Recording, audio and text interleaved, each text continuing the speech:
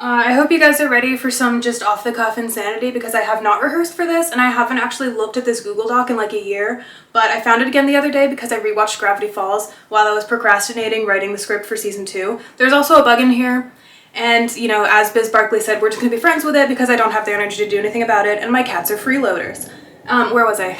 I'm doing it. Like, this is not me not doing that project anymore. I'm still definitely working on it, but you know, writing takes a lot longer than everyone thinks, including me. So this is just something we're gonna do in the meantime because I need to get it out of my system. This is my new conspiracy board.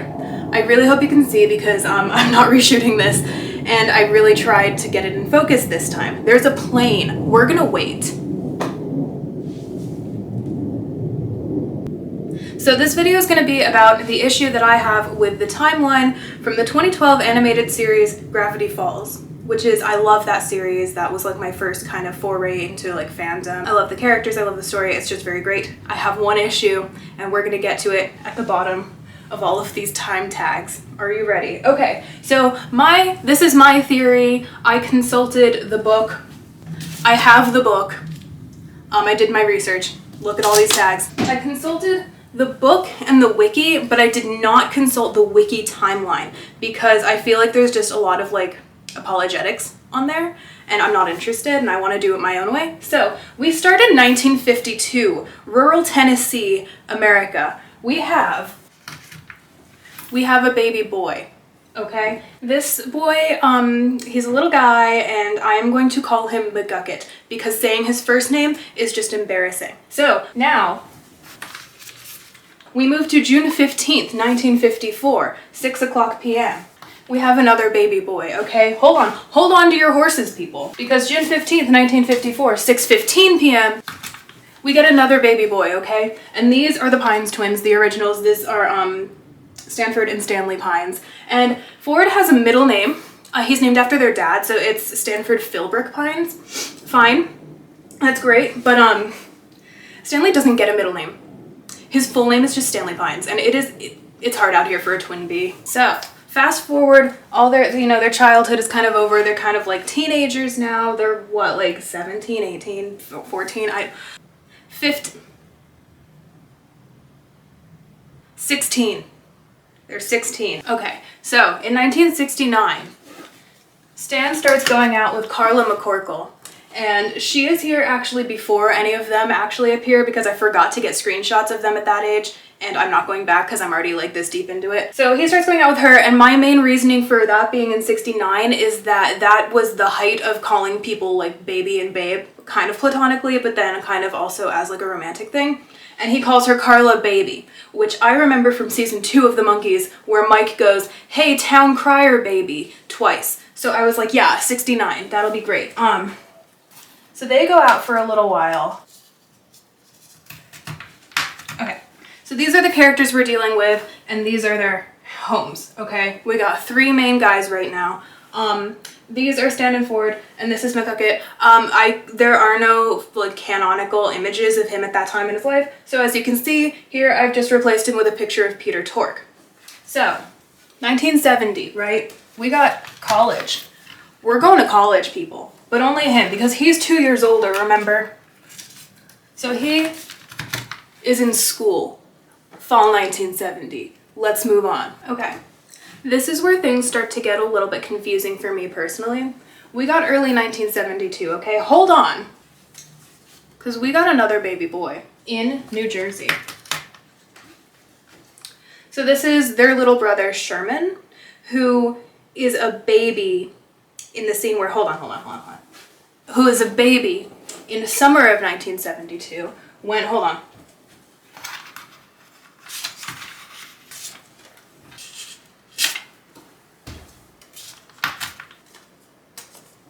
When Stan gets kicked out and sent to like wherever the fuck, like I'm gonna put him over here because he just kind of goes wherever. Oh, Nora, where does he go? Where does he go for like the next decade? Now, August 1972, we're going to college, okay? We're going to college and we're pissed about it. Now we come to summer 1973. So this is where things get a little bit wishy-washy. So this guy, right, I'm assuming he like returns home for the summer. This is McGucket. And he's there for the summer between his like junior and senior year, right? And he has this long-term girlfriend called MMA Dixon, and they get married that year. As you can see, we don't have a canonical image of either MMA or him at that point in his life. So here I've just replaced him with a picture of Peter Tork. Let me put him back in college. Hold on. Okay. So May 1974, we're still in college, right? These two guys are still in college, and they graduate from college. So we don't have specific imagery of these characters at that point. So as you can see, I have replaced McGucket with a picture of Peter Tork, and I have replaced Ford with a picture of Michael Nesmith. And I know that Ford is approximately like twice the size of Michael Nesmith, but in the summer of 1975, we're gonna have to get rid of this stuff. We're just gonna go there. In the summer of 1975, we arrive. Ford arrives in Gravity Falls in the summer of 1975, and he starts getting all his, like, into everyone's business, and he starts researching this weird little town like he thinks he's Carlos from Night Vale, and he's writing about it, and all the townspeople are miserable because they won't leave him alone, and everything's great. November 19th, 1976 is a really important thing. George Harrison's 33 1/3 revolutions per minute comes out. I'm just gonna put that here. Moving on to the summer of 1981. This is the photo I have. He's been there for like a few years, right? And he's like getting pissed, and he's like, I can't move forward because my my mechanics aren't up to scratch. So he's in Gravity Falls, right? And he writes a letter to his friend, this guy, McGucket, who is presumably, he's in Palo Alto with his wife and child. As I said before, there are no canonical images of MMA. So I just have this picture of Julian and Cynthia Lennon with John hastily cropped out, because there is a picture of Tate and he's like clearly a child, not a baby. So I don't know what Ford's talking about when he's like bride and baby, whatever. So they stay. Okay, they're not in Tennessee anymore. They are in Palo Alto, but I forgot to print like a Palo Alto thing. So he leaves his family and goes to Gravity Falls, okay, to research with his boy. I just kind of have a photo of what I assume was happening there. Oh, wait, shit. Sorry. Anyway, so we don't have any like pictures of them at that point. So here is a picture of Graham Nash and Stephen Stills. And while they're there, they start working on the portal. We got the portal. So he couldn't do it by himself. So he needs his help. So he calls him. And let me get the book out, because this is, like, what they do is just, like, obnoxious. What Ford does to him is just so unforgivable. I hate Stanford Pines, and you can quote me on that. I hate him. He's a life ruiner, okay? He ruins people's lives. Let's get the book out, okay? I'm going to flip to the first thing so this is what he's writing when he writes to McGucket, and he's like, hey, come help me because I forgot to take physics 203 that one time, and you know, you scored a 73% on the test that I got a 71 on, and I hated you for a semester because of that, but now I think you're pretty cool because I can use you. And then there's this picture, like where he draws him and stuff. And there's this picture of Tate and MMA, who you cannot see her at all and you can barely see him. But I wrote down, Tate is not a baby. So like he had to have had him a while ago, which is why I said he was born in 74 instead of like 80. The spring of 1982 in Gravity Falls with these two. Right, we have the Gremlin encounter where McGucket is like spirited away by this creepy big like psychological torture monster who like he looks at you and you like, it's kind of Lovecraftian where like you like experience horrors beyond your like comprehension. And so he does that and he gets like taken by it like in its hand and then like flown away and then like dropped from a great height. And instead of taking his little ass to like the hospital, Ford is like, oh, hold on, let me draw your broken arm. So he doesn't like that very much. So he invents this thing. He invents this thing that erases your memories, and I couldn't really be bothered to get like an actual screenshot from that part of the series. So instead I have, as you can see here, I've replaced him with a picture of Peter Tork. So he has invented the memory gun, and with that comes the Society of the Blind Eye, okay? So that's the secret society that's in town, and Ford is like, oh my god, what is that? It's so creepy. What's happening? Also, where'd my assistant go? I don't even think he cares that much. Like, he's probably just like, oh, good riddance, you know? Like, it was for convenience that I wanted, you know, like when people like act like they don't need you, like after you leave them. Okay, we're back in the book where McGucket buys Ford like this creepy little pumpkin man, and like gives it to him as a gift because they went to the carnival together. And this bitch is like, ew, because it looks like that. And to be fair, I would do the same thing, but like after you've been so rude to someone and like disregarding their physical health, you know what I mean? You can't really do that. And then, so they have a shapeshifter, right? Ford has a shapeshifter. He digs it up in the garden one day, and he brings it like into their lab that McGucket built for him. And so he is like, hey, can you go feed the shapeshifter, right? And he gets fucking kidnapped by it and shoved in like a locker because he's a nerd. And then Ford finds him later and is like, hey, that's really annoying. Like, why are you so... Stop being depressed. Stop having PTSD. And so the note that I have here is psychologically torturing his assistant. And then, like, on the next page, I have subjecting his assistant to sleep deprivation, because he starts force-feeding him coffee to stay up so that they can get the portal finished faster. And then, when he finds out about the Society of the Blind Eye, he's like, oh my god, what is this? This is so crazy. Who could have done this? And I have the Davy Jones line from the Monkees, season 2, episode 9, the card-carrying red shoes, where it's... Now see what you've been and gone and done.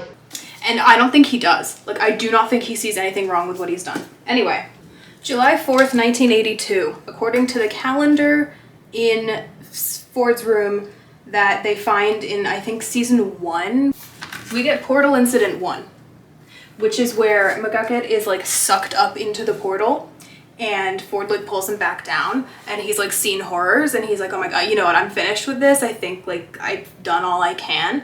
And what I will get the exact quote in my head. Hold on. My mind is just so full of Mike Nesmith quotes right now that I'm like, they're like inextricably, I'm like, come on, get out of there. Destroy it before it destroys us all. And Ford's like, I can't destroy it, it's my life's work. And then McGucket is like, I fear we've unleashed a great danger on the world. And then he quits. And Ford is like mad at him for quitting because the witch from the carnival was like, hey, someone's gonna betray you. And he was like, that bitch. And it wasn't that guy. It was, we're the next day, okay? July 5th, 1982. I have angry Ford here.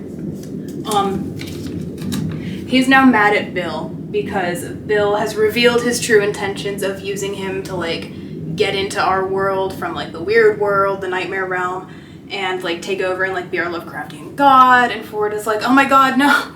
But I wanted to be like the god of this world. He wanted to be the Tesla of that world actually, but you know, that's not the point. The point is, so now he's pissed and also kind of, I think, probably scared beyond comprehension.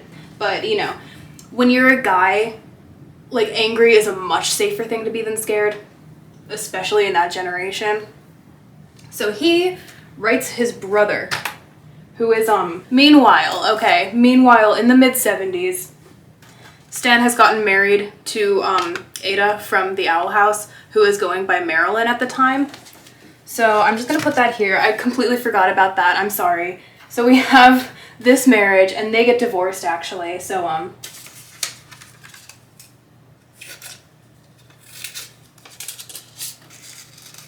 they get divorced.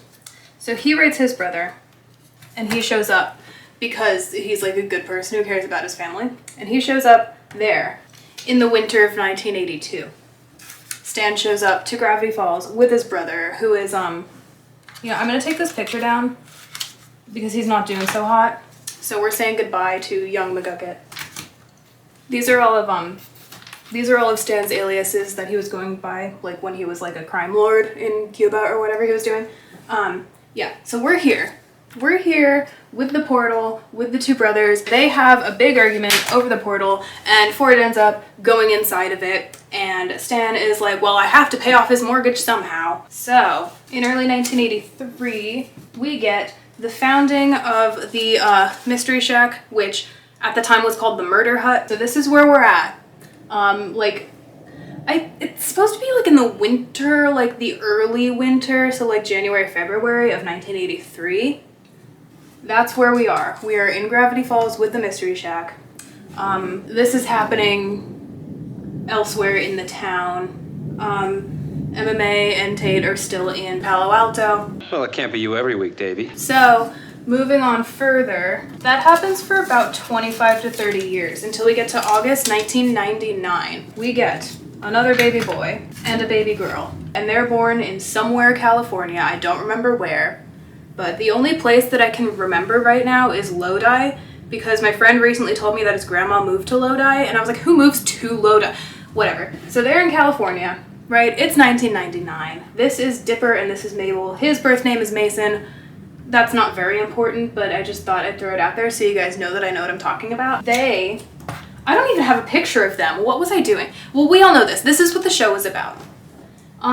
June 2012, these kids go up to the Mystery Shack and they're like, hey, this place is kind of weird, right?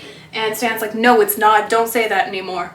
And in July 2012, I'm pretty sure that's when they get Ford back because, you know, Stan has been working on the portal for 30 years with, you know, not even like a high school diploma, and he's done it by himself, and it took two super geniuses with college degrees like multiple years to do it together. I'm proud of him. We should all be proud of him. And, you know, Ford gets back and he's super ungrateful because he doesn't care about anyone. And he's like, why'd you do that? And it's a whole thing. We've all seen the show. So then, August 2012, the apocalypse happens, and Ford gets like spirited away again and Stan's all pissed, and the kids are like, hey, you know, you should go and help him and stuff. And he's like, why should I do that? Because I've already done that like 3 times and it's only funny 3 times. But he does it. In the end, you know, I have this picture of them being all like nice and family together, and they're doing great. And McGucket is also doing okay. He's like not as bad as he used to be, and I don't have a picture of him, but as you can see here, I've just replaced him with a picture of Peter Tork. And everything's fine, right? You would think everything would be fine because I've just summed it up neatly, right? But no. There's one piece that just doesn't fit the puzzle. And I have it under here. So hold on. Let me just scooch this, right? Okay. Let me just scooch this piece of paper down. This is Baby Sherman. Ooh. This is Baby Sherman Pines, circa 1972. So I have a question. So he is supposed to be Mabel and Dipper's grandfather, right? My problem with that is that those guys were born, Dipper and Mabel were born in 1999, and I was born around there too. And my parents were born in like 1972.